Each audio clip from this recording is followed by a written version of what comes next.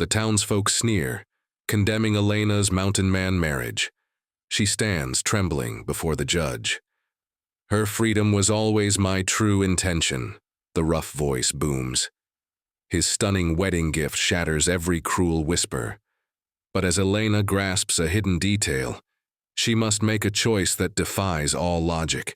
The air in Aguas Turvas hummed with whispers and judgment. Every street corner became a stage for speculation as the town observed Elena's plight. Her youth, a fleeting bloom in the harsh desert, was now overshadowed by a future dictated by ledgers and liens. She was a woman grown, yet still a girl in the eyes of many, trapped between the fading memory of a family farm and the looming shadow of destitution. Her days were spent in a weary rhythm of desperate attempts to keep their small home intact, her hands calloused not from choice, but from the relentless grip of necessity. She carried herself with a quiet dignity, a rare strength that belied her tender years, a resilience born from countless unsaid goodbyes, and the silent promise she had made to her father's fading breath. Then, from the untamed peaks that pierced the sky like jagged teeth, Silas descended. He was a mountain man, a legend spun from campfire tales and fearful hushed tones. His silhouette against the setting sun was imposing, his gaze piercing, yet distant, like the ancient pines he dwelled among. He carried furs, rich and dense, a testament to his prowess in a world most in Aguas Turvas only dared to imagine. But more than the pelts, he carried an aura of silent danger, a primal stillness that made the townspeople instinctively recoil. They spoke of him as a brute, a creature without a soul, banished from civilization by his own feral nature. His presence in Aguas Turvas was an anomaly, a ripple in the stagnant waters of their predictable lives, and fear mixed with a morbid curiosity whenever his name was uttered. It was Silas, the supposed savage, who offered the unthinkable. Before the very men who had hounded Elena to the brink of despair, he laid out a fortune in gold, enough to settle every last debt, to erase the burden that had threatened to consume her. In return, he asked for a single thing: Elena's hand in marriage. The town gasped, a collective intake of breath that spoke of shock and revulsion. To them, it was the ultimate sacrifice, the innocent lamb led to the slaughter, a young woman traded like chattel for the sake of survival. They saw her being pushed into the wilderness, into the arms of a man they deemed less than human, a fate far worse than any debt. Their pity, though laced with a self-righteous disdain, was palpable, creating an invisible wall between Elena and the life she had once known. Yet amidst the chorus of condemnation, Elena sensed a strange quietude in Silas. There was no triumph in his eyes, no cruel satisfaction, only a profound, almost weary resolve. He stood apart from the grasping greed of the town, an island of inscrutable calm. It was a detail too small for the gossiping crowds to notice, but Elena, whose life now hung precariously in the balance, felt the subtle shift in the air. She wondered in the deepest recesses of her heart if the true savagery lay not in the man who offered her a desperate escape, but in the society that had forced her to take it. The promise of the mountain, though shrouded in mystery and fear, suddenly seemed to hold a flicker of something different, something beyond the cold calculations of Aguas Turvas. The day of departure dawned with a sky the color of ash. A single wagon stood ready, its wooden wheels caked with the town's perpetual dust. Elena climbed aboard, her heart a frantic drumbeat against her ribs, her hands clasped tight enough to whiten her knuckles. She trembled, not from the crisp morning air, but from the chilling grip of the stories she had overheard. Tales of brutal wilderness, and the men forged by its relentless demands. The townspeople watched, their faces a mixture of pity and smug vindication, as the wagon began its slow, deliberate roll out of Aguas Turvas. Soon, the last familiar building vanished behind a bend in the road, replaced by the encroaching shadows of the dense forest. She was leaving behind everything she had ever known, and ahead lay only the terrifying, boundless unknown. The wagon, a crude vessel of her forced passage, jolted and swayed, carrying Elena away from the only world she had ever known. The receding shapes of Aguas Turvas shrank into smudges on the horizon, each roofline, each fence post, a fading memory of the life she had been brutally torn from. Her heart, a trapped bird in her chest, hammered with a fear that was both profound and numb.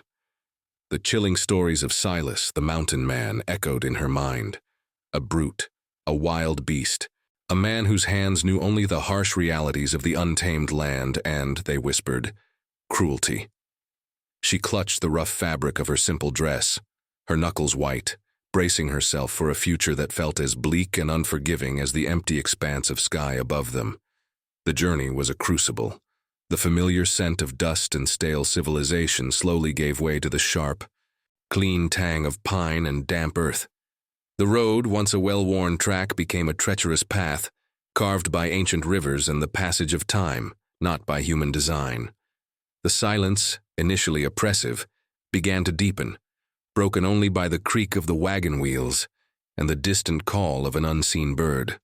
Elena stole glances at Silas, who rode with an unnerving stillness, his back a formidable silhouette against the vastness of the land.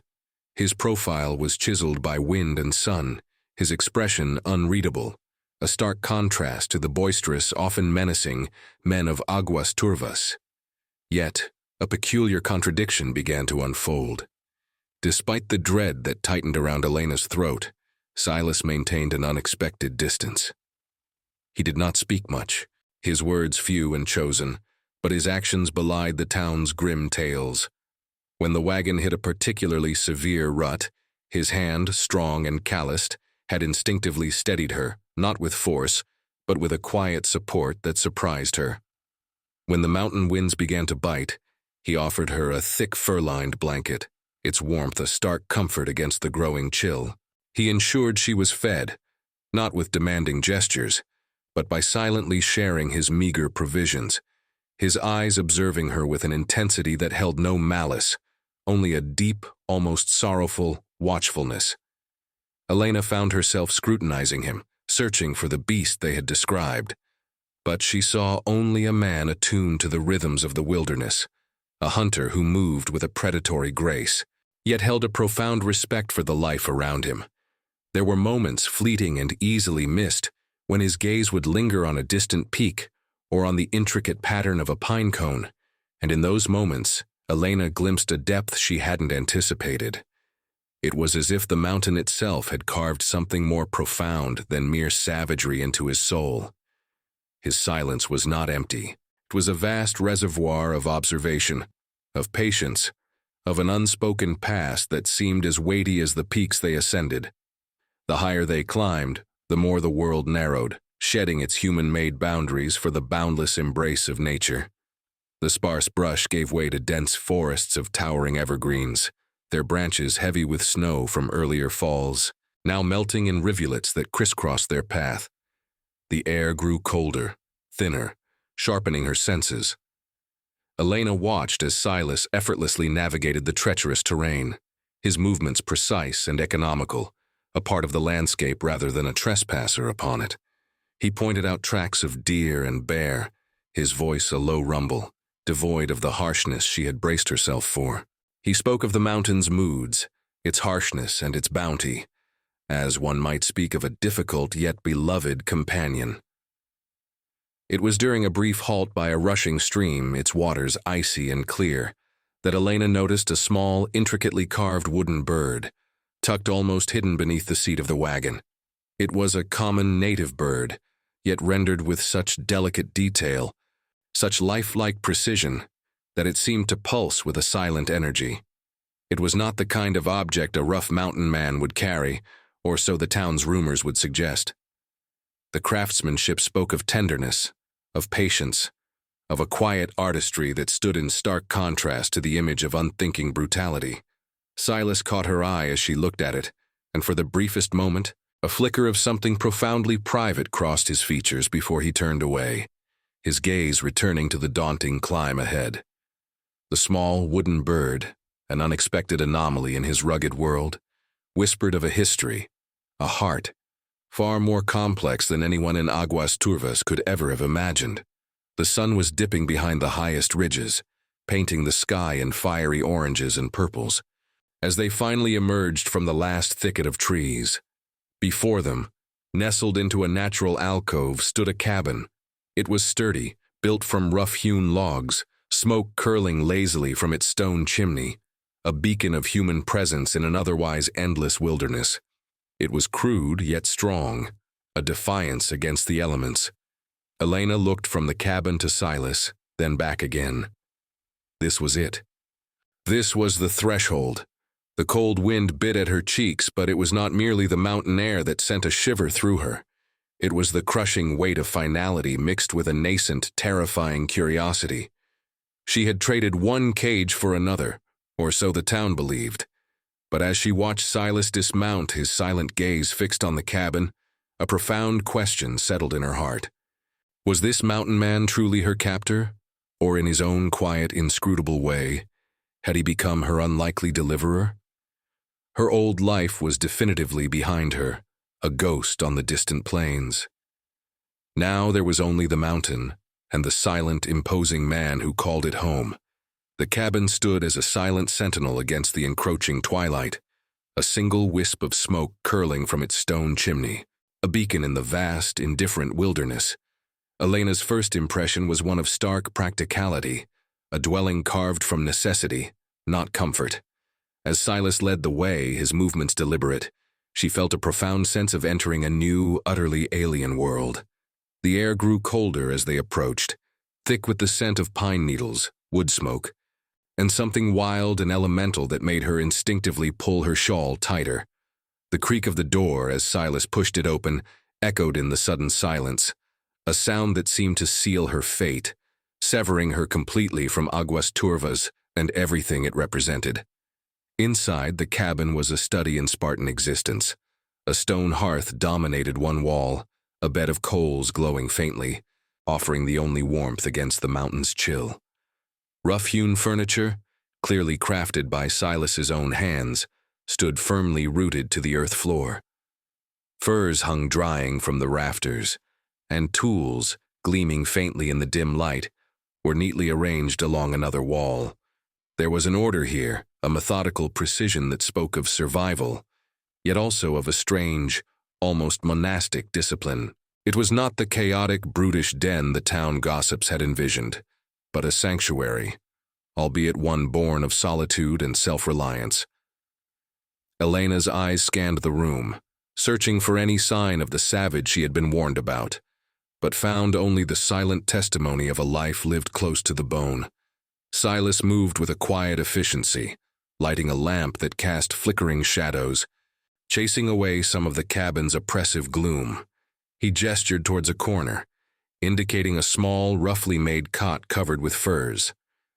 His words were few, a low rumble about the fire, about hunger, about the long night ahead.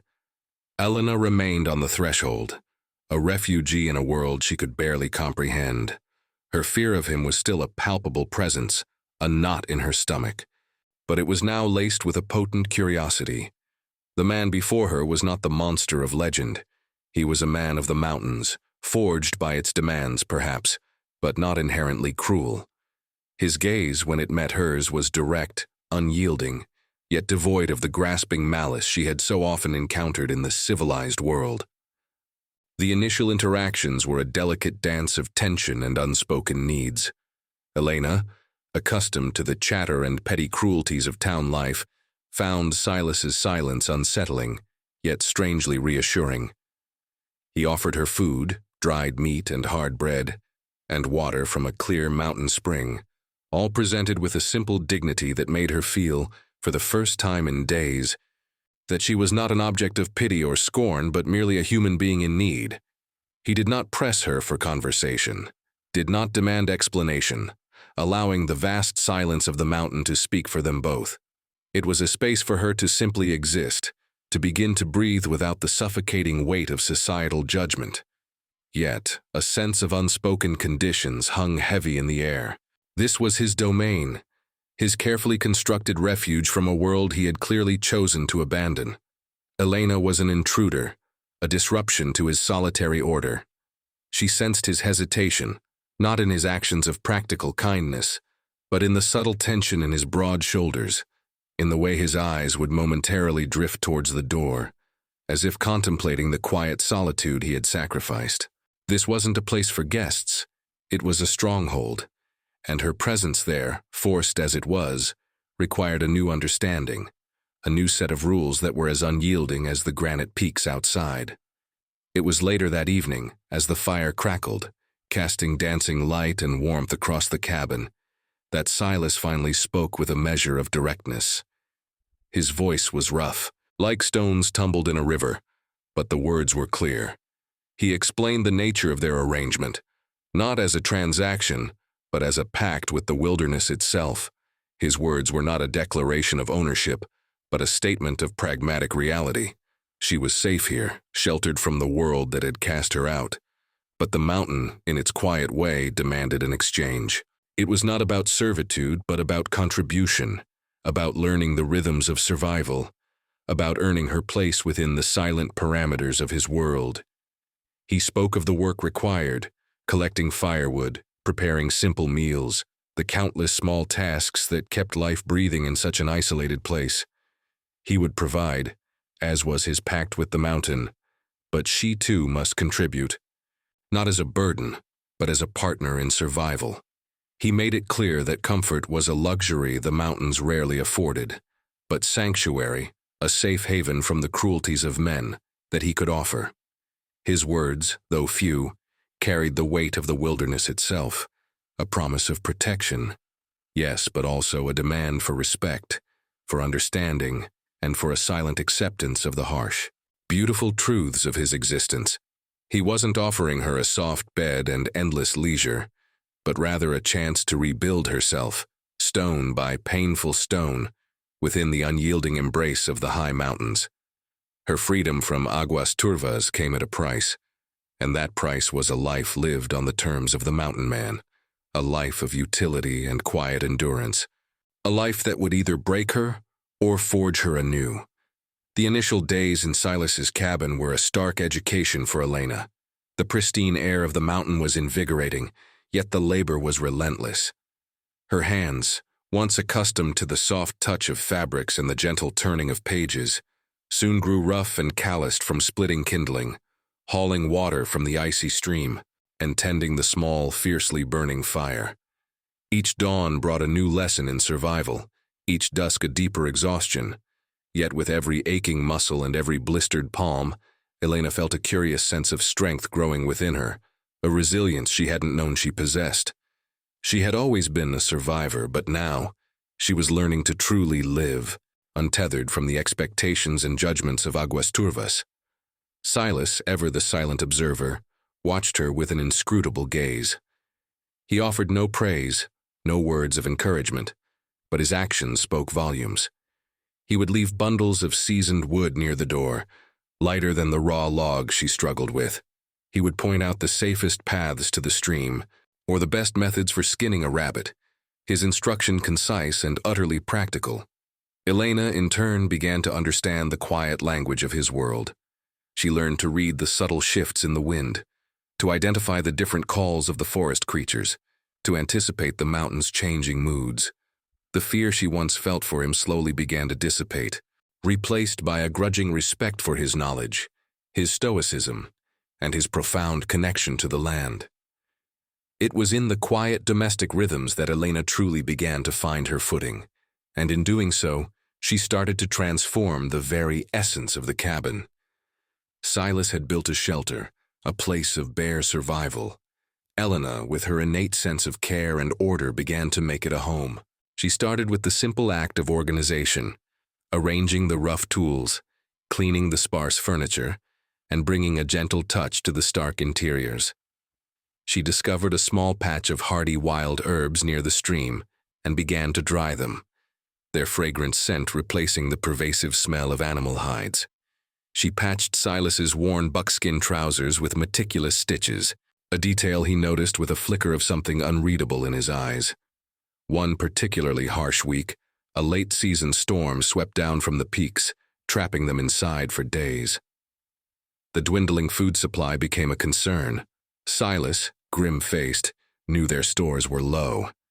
It was then that Elena, remembering her grandmother's old remedies, recognized the edible fungi growing on the damp logs outside, and the roots of certain plants that could be boiled to sustain them.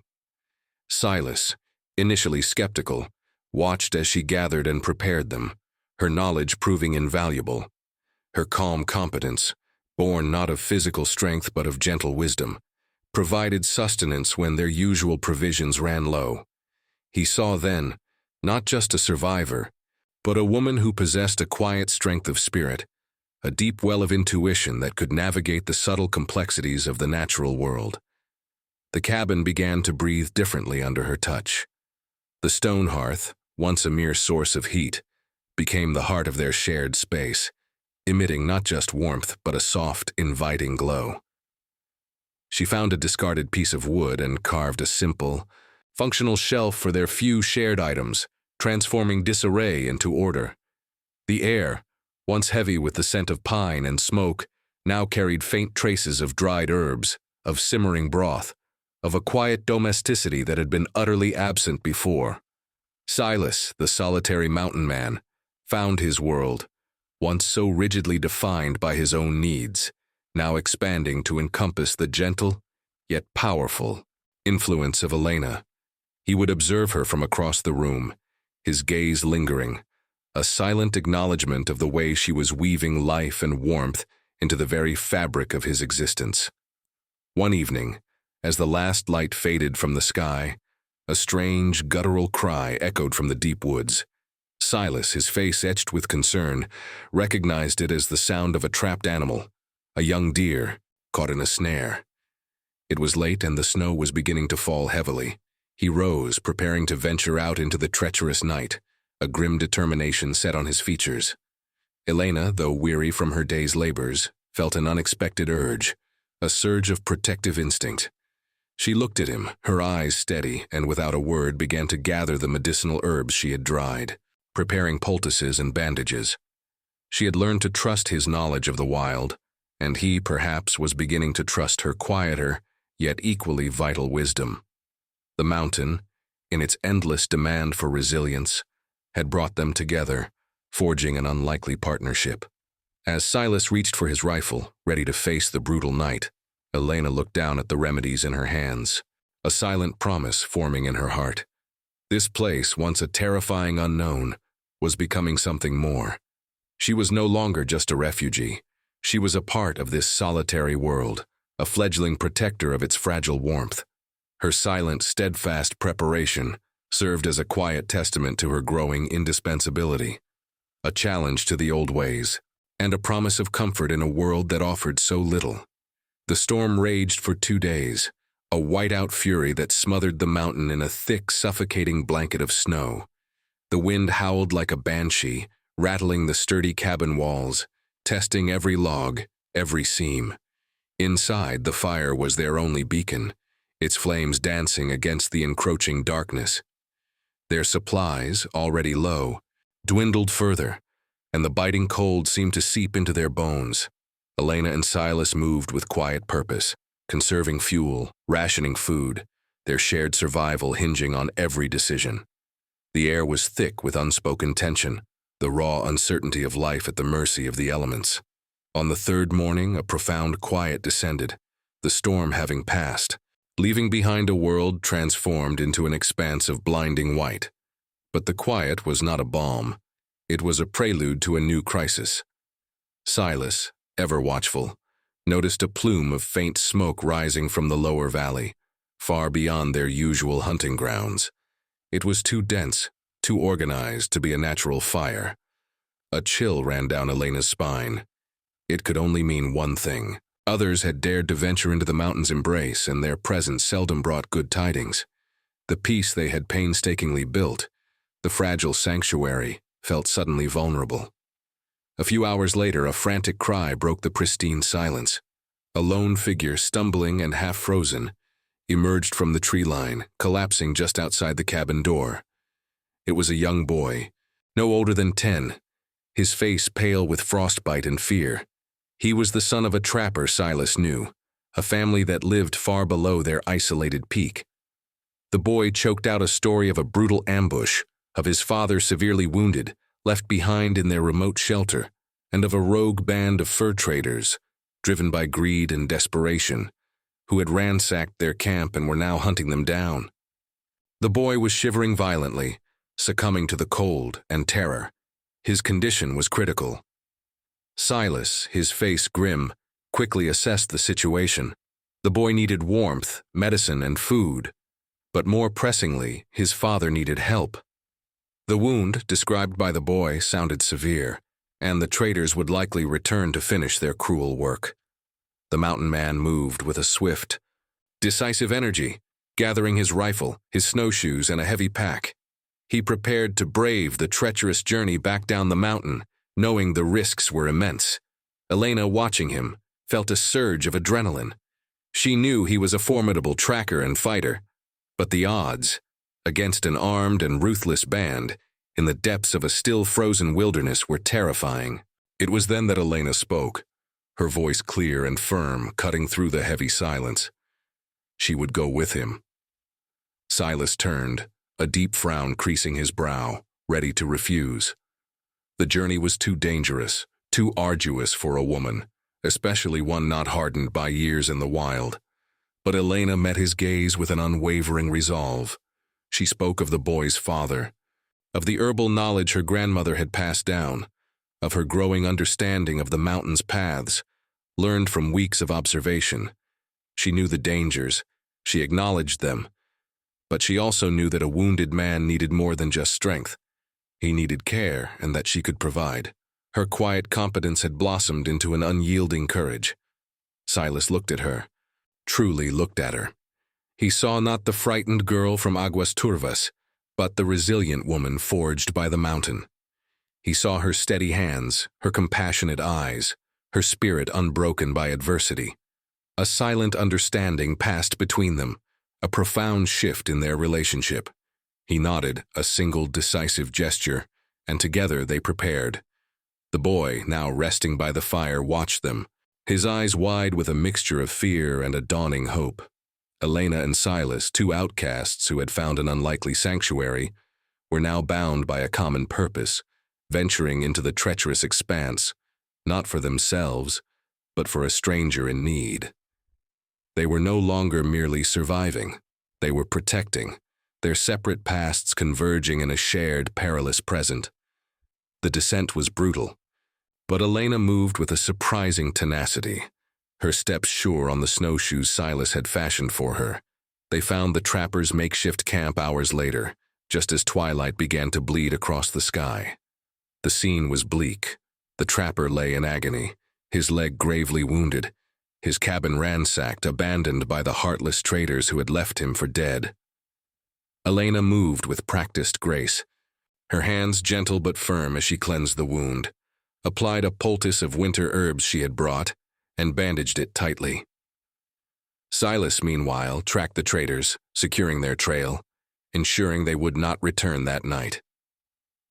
As the trapper drifted into a fitful sleep, eased by Elena's care, a fragile peace settled over the small, ravaged camp. Later, as Silas tended to the fire and Elena watched over the injured man, their eyes met across the dim cabin. The air was thick with unspoken emotions. The raw truth of their vulnerabilities, usually so carefully guarded, now lay exposed. Silas spoke, his voice a low, gravelly confession of his own past, of the family he had lost to illness, of the grief that had driven him to seek solace in the isolation of the mountains, believing he could protect no one. Elena, in turn, spoke of the crushing weight of her father's debt, of the feeling of being discarded, of the deep-seated fear of worthlessness that had haunted her. It was not a grand declaration, but a quiet, tender unveiling of their deepest wounds, a moment of profound communion between two souls who had learned to trust in the face of immense danger. The shocking truth was not some external revelation, but the shattering of their internal walls, the mutual confession of their scars. In that remote cabin, under the watchful eye of the silent mountain, they forged a bond stronger than any legal contract, a true partnership born of shared vulnerability and a nascent yet undeniable love. The days that followed the rescue of the trapper and his son were a gentle balm after the storm. The injured man, though weak, slowly began to mend under Elena's diligent care. His gratitude a silent, constant presence in the small makeshift camp. The rogue fur traders had vanished into the vastness of the wilderness, their greed temporarily satiated, leaving behind only the lingering scent of fear. With the immediate danger past, a quiet rhythm settled over Elena and Silas. They moved with a newfound synchronicity, their tasks interwoven, their silences no longer strained but comfortable. Filled with the soft rustle of leaves or the distant call of a hawk, Elena continued to tend to the trapper, her knowledge of healing herbs proving invaluable. She prepared nourishing broths from their dwindling stores, her hands gentle as she changed bandages and offered comforting words. Silas, meanwhile, moved through the forest with a renewed purpose, hunting for game to replenish their larder, his efficiency now imbued with a sense of shared responsibility. In the evenings, gathered around the crackling fire, the trapper, still too weak to move much, would share stories of the mountains, of its hidden secrets and its ancient lore. Elena and Silas listened, their eyes meeting occasionally across the flames, a shared understanding passing between them, a warmth that went deeper than the fire itself. Their connection deepened in these moments of quiet intimacy. They would sit for hours, sometimes speaking, sometimes simply existing together, their thoughts flowing in an unspoken current.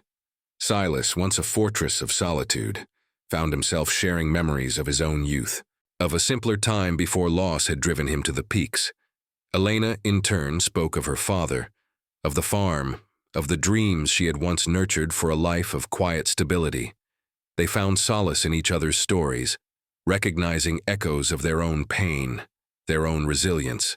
The mountain, once a place of enforced solitude for Silas and terrifying refuge for Elena, was slowly becoming a shared home, built upon the bedrock of mutual respect and a growing, tender affection. One particularly clear evening, as the stars blazed with an almost unnatural brilliance above the silent peaks, Silas found Elena by the stream, gathering water. He approached her, his steps soft on the frozen ground. He spoke then, his voice a low, almost hesitant murmur, of an old silver locket he had found years ago, buried deep beneath an ancient pine.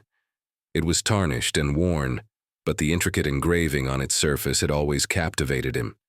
He carefully withdrew it from a leather pouch, revealing the delicate symbol of a mountain flower intertwined with a single flowing river. Elena gasped, her hand flying to her throat.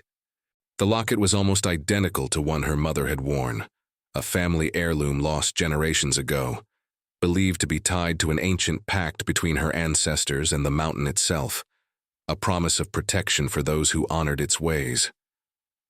The revelation hung in the crisp night air, a thread of destiny woven through time. Their paths, it seemed, had been intertwined long before she had been forced into his world. The locket, a tangible link to a past they never knew they shared, spoke of a legacy, a deeper connection to this very land, an almost fated encounter that transcended the desperate circumstances of their meeting. It was a profound moment, solidifying the nascent bond between them with a sense of ancient purpose, a powerful sense of belonging that rooted them not just to each other, but to the very essence of the mountain. They were not merely two outcasts who had found each other. They were two pieces of an older, grander design, brought together by the silent will of the land itself. Their quiet communion was abruptly shattered by a distant sound, carried on the wind, the faint, yet unmistakable, baying of hounds. It was a sound that struck a chord of primal fear in the wilderness. It was not the call of hunting dogs pursuing game, but the chilling, relentless cry of bloodhounds on a trail, closing in with predatory precision. Silas's head snapped up, his eyes scanning the shadowed tree line, his body tensing like a coiled spring. Elena felt a cold dread seep into her bones. The peace, so hard-won and fragile, was being threatened.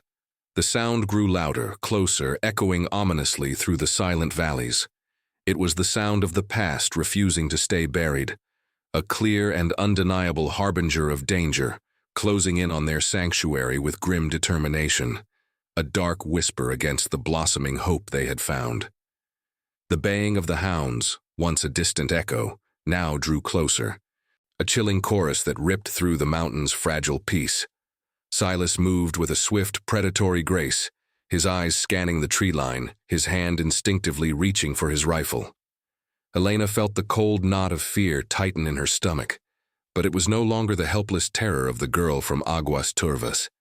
It was the fierce, protective dread of a woman who had found her home and was now ready to defend it. The trapper and his son, still recuperating, watched with wide, frightened eyes, understanding the imminent threat. The sanctuary, once a haven from the world, was about to become a battleground. Silas's suspicions were confirmed when, through a break in the pines, they spotted them.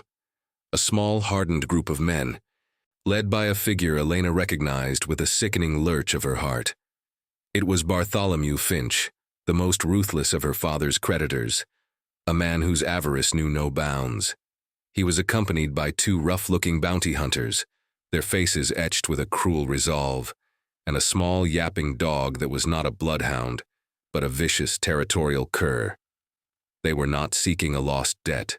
They were seeking possession. They had come to claim Elena, to drag her back to a life of servitude, seeing her as nothing more than property to be acquired, no matter the cost. Finch's voice, raw and triumphant, cut through the crisp mountain air. He bellowed her name, demanding she surrender, claiming she was still bound by her father's unfulfilled obligations, that the marriage to Silas was a sham, a desperate attempt to evade justice. He saw her as a runaway, a prize to be seized. Silas stepped forward, his silhouette framed against the rugged cabin, his stance defiant. He was a protector now, a guardian of the home and the woman he had come to cherish. The mountain itself seemed to brace, its silent strength aligning with his unyielding resolve. Elena, however, knew the true nature of Finch's obsession. It wasn't merely the debt, it was the humiliation she had inflicted upon him by escaping his grasp, the defiance of his perceived authority over her fate. He sought not repayment, but subjugation. His cruel taunts carried on the wind, spoke of returning her to Aguas Turvas, not to settle a score, but to make an example of her, to crush her spirit for daring to defy him. The battle was not just for her physical freedom, but for her very soul. As Finch and his men advanced, an unexpected figure emerged from behind them. It was Tobias, the young blacksmith from Aguas Turvas, a man who had always harbored a secret, unrequited affection for Elena. His face was a mask of conflicted emotions, envy, desperation, and a lingering hope that he might yet save her. He was not a malicious man, but easily swayed, a willing pawn in Finch's scheme, believing he was acting for her own good, to free her from the savage mountain man. He was the unexpected accomplice, adding a layer of bitter betrayal to the already perilous situation. His presence revealed the depth of Finch's manipulative influence, and the insidious way the townsfolk's judgment could be weaponized. The standoff was tense, the air thick with menace. Silas stood firm, a silent bulwark. Elena, seeing the fear in the eyes of the trapper and his son, felt a surge of cold determination. She knew Finch's true intentions. He would burn the cabin, destroy their home, and take her by force if necessary. Her new family, her sanctuary, everything she had built, was in peril. She stepped forward, a single decisive step, her gaze meeting Finch's with unwavering defiance. Her voice, though soft, carried an unshakable resolve. She declared that she would go with them, but only if they promised to spare the mountain man, to leave his home untouched, and to allow the trapper and his son to return to their own cabin unharmed. A gasp went through Finch's men, surprise momentarily trumping their cruel intent. Finch, smug and confident in his victory, agreed, seeing it as the ultimate triumph, the final crushing of her will. Elena looked at Silas, her eyes conveying a lifetime of unspoken gratitude, regret, and love. She was making a sacrifice, a desperate gamble, to protect the fragile warmth she had found. As she walked towards Finch, her head held high, The cold mountain wind whipping her hair, she placed herself in mortal danger, choosing the impossible choice to save the only true home she had ever known. The silence of the mountain held its breath, witnessing her quiet, devastating act of courage, a sacrifice born of loyalty, and an enduring love for the life she had forged in its unforgiving embrace. The descent from Silas's cabin was a grim procession. Elena walked ahead, flanked by Finch and his two cruel-eyed bounty hunters. Their rifles pointed not at her, but at the mountain man who followed a respectful distance behind, his face a mask of stone, his every movement radiating a quiet, dangerous intensity. Tobias, the young blacksmith, trailed uneasily, his face pale with a dawning realization of the depravity he had helped unleash. The trapper and his son, spared by Elena's desperate plea, watched from the cabin threshold, their eyes filled with a mixture of fear and profound admiration. Elena carried the weight of her sacrifice with a quiet dignity, her gaze fixed on the treacherous path, her heart a frantic drumbeat against her ribs. Finch, emboldened by his perceived victory, taunted Elena, his words laced with venom, promising her a life of public humiliation and servitude in Aguas Turvas. He spoke of the mountain man's savagery, attempting to erode the last vestiges of her newfound strength. But Elena's spirit, tempered by the mountain's harsh beauty, remained unbroken. She knew the wilderness held secrets and strengths that men like Finch, obsessed with their petty power, could never comprehend. She had learned its silent language, its subtle warnings, and its hidden pathways. As they approached a narrow pass winding precariously along a sheer cliff face, the air grew colder, the path more treacherous. Finch's men, overconfident and careless, pushed forward, their eyes on Elena, eager to complete their task. But Elena, remembering Silas's quiet lessons, knew this pass. She had observed the precarious balance of the rocks, the way the snow clung to the steepest slopes. She noticed a subtle shift in the wind, a faint tremor in the ground beneath her feet, a silent warning only the mountain could give. With a sudden, decisive movement, Elena feigned a stumble, her hand reaching out, not for balance, but for a loose, weathered stone she had marked days earlier during her journeys with Silas. As she pushed it, a cascade began, small at first, then growing, dislodging a larger rock that had been precariously balanced. A low rumble echoed through the pass, a sound that sent a jolt of terror through Finch's men. The narrow path, undermined by the cascade, began to crack, the ground giving way. Panic erupted amongst Finch's men. The two bounty hunters, caught off guard, scrambled back, barely avoiding the widening fissures. Finch, enraged, lunged at Elena, his face contorted in fury. But at that precise moment, Silas moved. With the speed of a mountain cat, he intercepted Finch, his strength a force of nature. He did not strike with brutality, but with precision, using Finch's own momentum against him, sending him sprawling to the ground, his rifle clattering uselessly away. Tobias, witnessing the true, unbridled cruelty of Finch and the quiet, fierce protection of Silas, finally understood. He hesitated for a heartbeat, then with a cry of defiance threw his own pistol into a deep ravine, severing his ties to Finch's twisted agenda. The balance had shifted. Finch, now disarmed and humiliated, found himself trapped, surrounded by the impassive Silas and the unpredictable wrath of the mountain. The bounty hunters, seeing their leader defeated and the ground unstable, looked from the furious Silas to the crumbling path, and then to each other. Their greed had its limits. They were not foolish enough to challenge the mountain, or the man who embodied its raw power. With a hasty, muttered curse, they turned and fled, disappearing back the way they came, their pursuit of Elena abandoned in the face of nature's fury and Silas's unwavering defense. Finch, sputtering with rage, cursed Elena and Silas, threatening endless retribution. But his words were hollow, powerless against the vast indifference of the mountain. Silas simply looked at him, his gaze holding neither malice nor triumph, but a quiet, profound dismissal. He would not kill Finch, he would simply leave him to find his own way back, disarmed and broken. A man stripped of his power in the face of forces far greater than his own avarice. The mountain had spoken, and its judgment was absolute. As Finch scrambled away, a pathetic figure shrinking into the distance, Elena looked at Silas. The threat was vanquished, not by brute force alone, but by a deeper wisdom, a cunning born from understanding the very heart of the wilderness. The world, however, remained a dangerous place. Finch would survive, perhaps to plot another day, a venomous seed of hatred still lingering. But in that moment, under the vast, silent sky, Elena and Silas stood together, an unbreakable unit, their bond forged in the crucible of peril, ready to face whatever the harsh, beautiful world might still throw their way. 9 months later, the mountain cabin, once a stark refuge, pulsed with a warmth and life that transcended its humble logs. The scent of pine and wood smoke now mingled with the sweet, comforting aroma of baked bread and brewing herbal tea. The harsh light of survival had softened into the gentle glow of a true home. Elena moved through the cabin with a quiet grace, her figure fuller, her movements imbued with a serene purpose.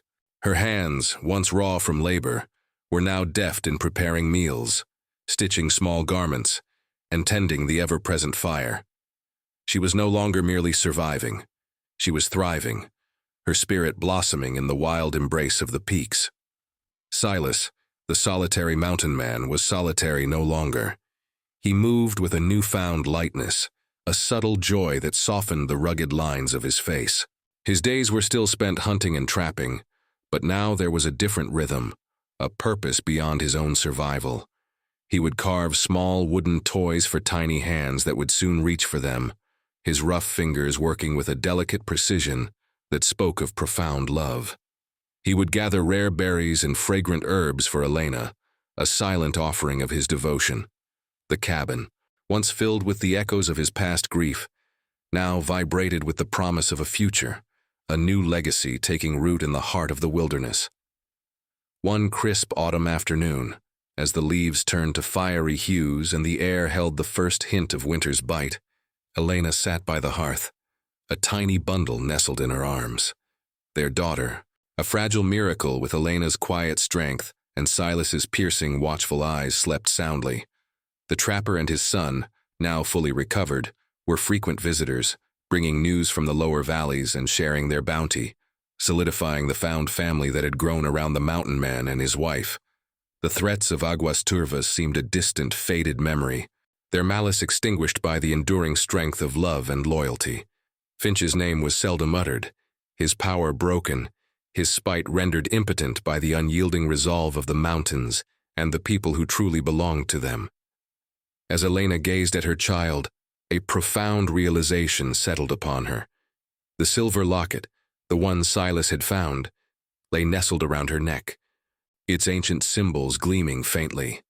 The trapper, in one of his visits, had recognized the symbol and shared a long-forgotten legend of the mountain, a tale of a forgotten lineage, guardians of the peaks, whose spirits were bound to the land through a sacred pact, their purpose to protect the innocent and uphold the natural balance. Elena's family, it turned out, was not merely from Aguas Turvas. They were descendants of these very guardians, a bloodline deeply entwined with the history of the mountain itself. Her forced journey had not been a random act of fate, but a return to an ancient heritage, a destiny long foretold. The revelation resonated deeply, giving purpose to her journey, meaning to her suffering. Her act of sacrifice, her choice to protect Silas and their home, was not just an act of love, but the fulfillment of an ancient promise. The mountain had called her back, not as a victim, but as a guardian, a bearer of a legacy that would bring peace and strength to generations to come. Her child, sleeping peacefully in her arms, was not just a new beginning, but a continuation of an ancient lineage, a living bridge between the past and a hopeful future. Elena looked up, her eyes meeting Silas's as he entered the cabin, his arms laden with firewood. A silent, profound understanding passed between them. Their lives, once fractured by loss and despair, had been remade, not in the dusty streets of a greedy town, but in the wild, magnificent heart of the mountains. Their home was not defined by walls or possessions, but by the love that bound them, the resilience that forged them, and the peace they had found in each other's embrace. They had learned that courage was not found in grand gestures, but in the quiet, unwavering commitment to protect what truly mattered. Family was not merely blood, but those who stood by you, those for whom you fought. And home, true home, was not a place on a map, but a feeling, a profound sense of belonging, of safety, and of an enduring, loyal love that could conquer any wilderness, any adversity, and bring forth a new dawn of hope amidst the silent, watchful peaks. Did you enjoy this journey? Tell us from what corner of the world you're watching this story from. Leave your comment, and to make sure you don't miss the next adventure, subscribe to the channel.